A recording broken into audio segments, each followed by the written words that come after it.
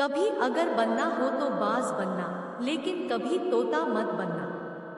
तोता बोलता तो बहुत है लेकिन ज्यादा ऊंचाई तक उड़ नहीं सकता। बाज बोलता बहुत कम है लेकिन सबसे ऊंचाई पर उड़ता है और बाकी पक्षियों का राजा होता है एक बाज।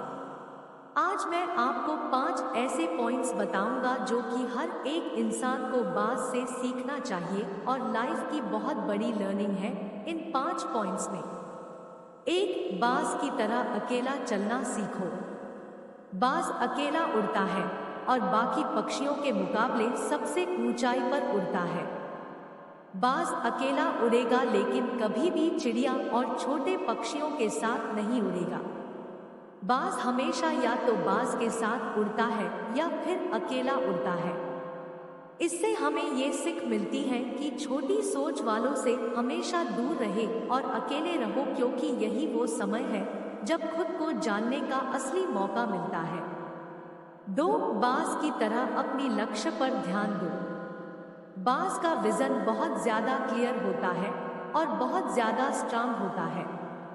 बाज अपने शिकार को 5 किलोमीटर दूर से ही देख लेता है और जब एक बार उसे अपना लक्ष्य दिख जाता है तो फिर उसके बाद रास्ते में चाहे कितनी भी मुश्किलें क्यों ना आए वो अपने लक्ष्य को हासिल करके ही दम लेता है। इससे भी एक बहुत बड़ी सीख मिलती है कि अपना विजन क्लियर रखो और उसे हासिल करने में फिर चाहे कितनी भी मुश्किलें क्यों ना आए पीछे मत हटो उस बाज की तरह। 3, बाज कभी भी मरी हुई चीजें नहीं खाता। बाज कभी भी मरे हुए जानवरों को नहीं खाता, वह हमेशा जिंदा शिकार करता है और इससे हमें ये सीख मिलती है कि ये जो हमारा पास्ट है वो मर चुका है, तो अपने उस मरे हुए थॉट्स पर ध्यान मत दो और अपने आने वाली ताज़ी फ्रेश जिंदगी में ध्यान लगाओ। अपने पास्ट की पुरानी यादें जो तुम्हें तंग करती है उन्हें वहीं रहने दो जहां उसकी जगह है और तुम्हारे पास्ट की जगह है, अपने में वर्तमान में जगह मत दो, क्योंकि अगर एक बार तुम्हारा पास्ट तुम्हारे प्रेजेंट में आ गया तो तुम्हारा पास्ट तुम्हें कभी तुम्हारे प्रेजेंट में नहीं रहने देगा। पास्ट में तुम्हारे साथ कितना भी बुरा क्यों ना हुआ हो वो सब यादें और थॉट्स मर चुके हैं और उस बाज की तरह बनो जो कभी भी मरी हुई चीजों को नहीं खाता।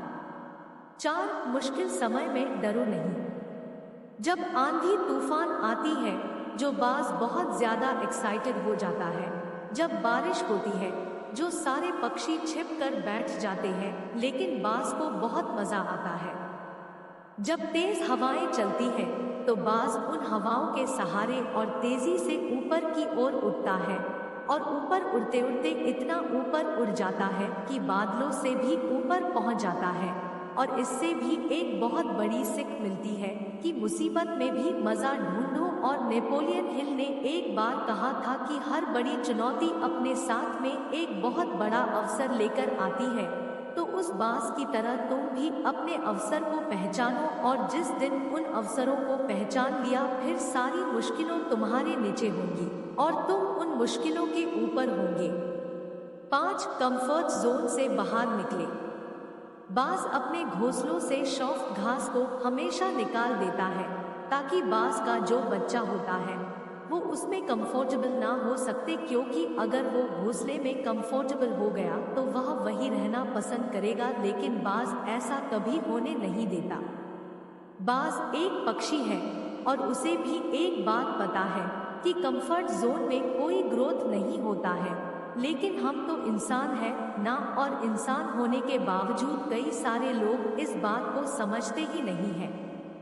आप जितना ज्यादा कंफर्ट जोन में रहोगे आपकी लाइफ आने वाले टाइम में उतनी ही अनकंफर्टेबल हो जाएगी। अगर आपका इस वीडियो से आपकी लाइफ में 1% भी वैल्यू ऐड होती है तो आप भी मेरी लाइफ में 1% वैल्यू ऐड कर दीजिए। आपका सब्सक्राइब और लाइक करना मेरी लाइफ में 1% वैल्यू ऐड करेगा। धन्यवाद।